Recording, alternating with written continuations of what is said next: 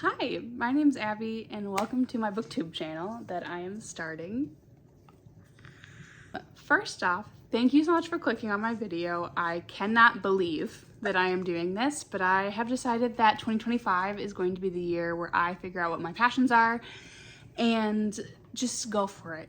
So I've decided my first book is going to be 12 fantasy books that I'm looking forward to reading in 2025. These are in no particular order. Some of them I may read sooner than others just because of when their sequel comes out and I haven't read them yet.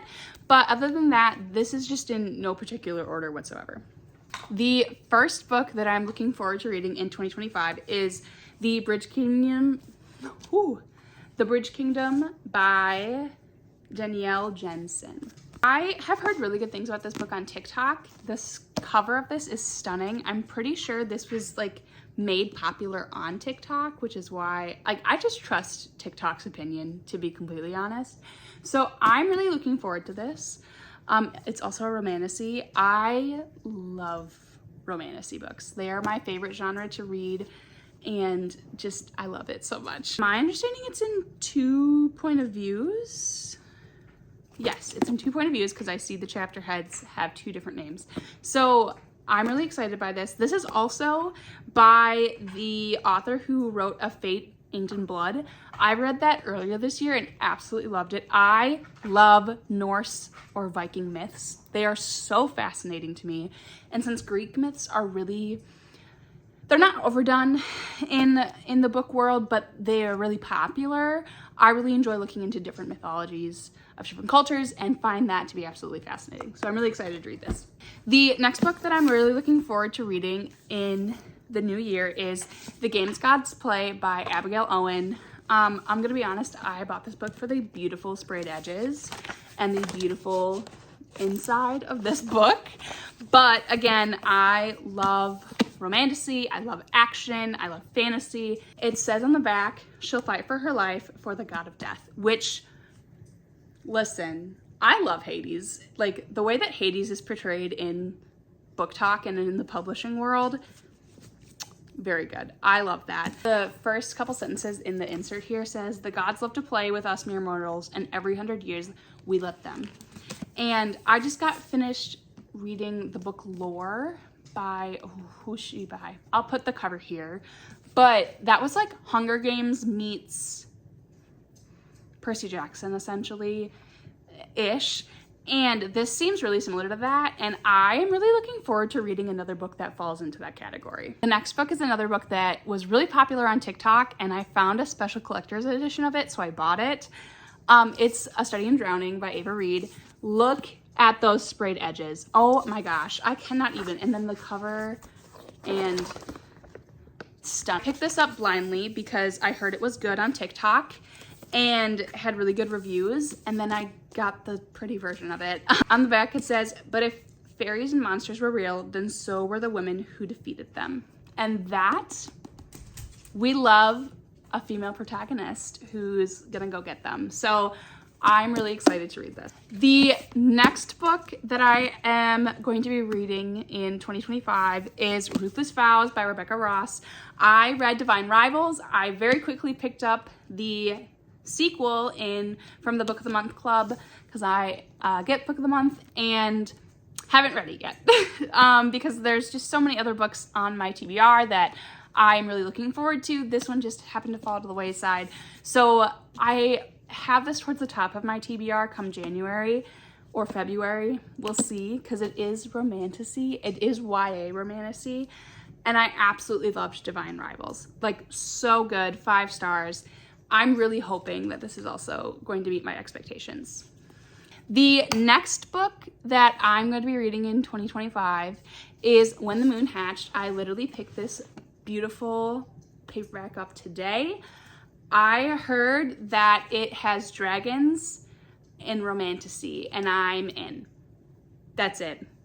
I also saw the cover for the sequel that's coming out this year, and let me tell you, first off, Chef's Kiss. That cover is stunning, but why don't they match aesthetically? I'm sure the book will explain why. Another book that I heard was really good on TikTok was Phantasma. This book also has a sequel coming out, I think in April, and I want to read this before the sequel comes out. So Phantasma only has 2 rules: stay alive and don't fall in love. They're gonna fall in love, and I'm gonna love every delicious little second of it. I'm so excited. Also, the cover is gorgeous. I literally almost picked this up for book of the month and then didn't. What was I thinking? Oh my God. And anyways, so then I saw the hype on TikTok and was like, well, now I have to get it. So I got it after I saw the hype on TikTok for this one. This one is another sequel that I have not read yet, but I'm going to, because the 3rd book in this trilogy comes out again, I think in April, which is Reckless by Lauren Powers. I enjoyed Powerless. I enjoyed it. It was not as good as everybody hyped it up to be on TikTok, which is totally fine. Maybe it just wasn't my cup of tea at the time or whatever, but I do want to read this because I feel like it's intriguing enough to me that it's going to be good. So I'm going to give another chance with Reckless. Oh, I read Light Lark, and then I read the sequel to Light Lark this year, and that made it fascinating. So I'm really hoping that that is going to be the same thing with this, is that the sequel hype, like, makes it totally worth it to me. Another book of the month book, which is The 13th Child. I saw the cover of this and got it.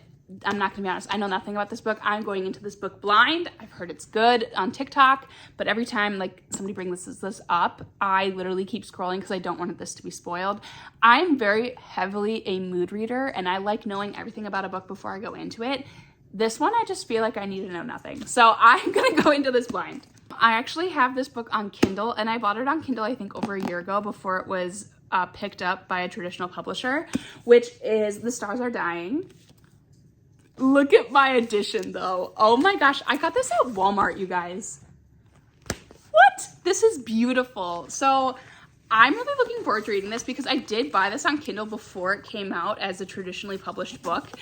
And you know it's good when it picks up by a traditional publisher. So I'm looking forward to reading this. The sequel comes out in January. So this is at the top of my list, all right? The next 2 are both books that I heard about on TikTok, and I'm really looking forward to reading and getting into. The first one is One Dark Window, and I have the sequel to this already, so I'm really looking forward to reading the duology of this.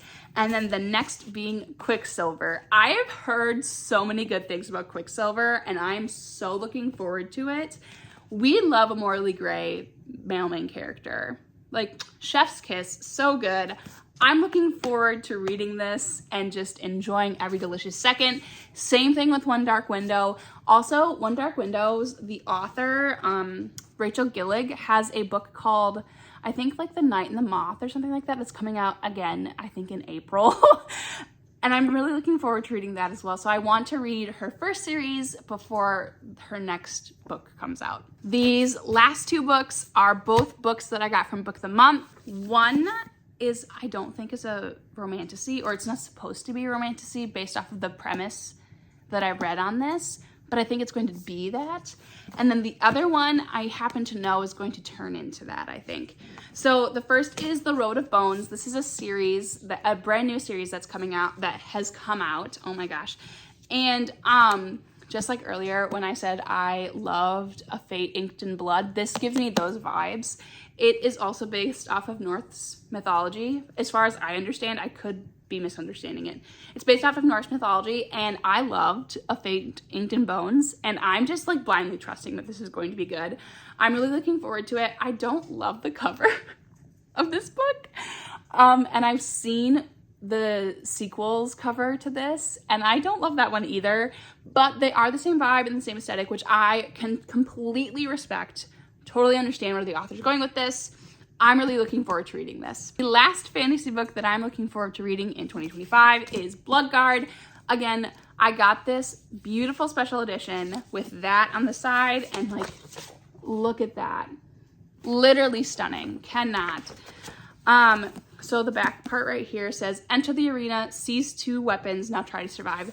This sounds like a survival story, and from my understanding, this dude right here enters these like arena Roman type games, under the understanding that if he wins, he can become part of the social elite, but then he doesn't.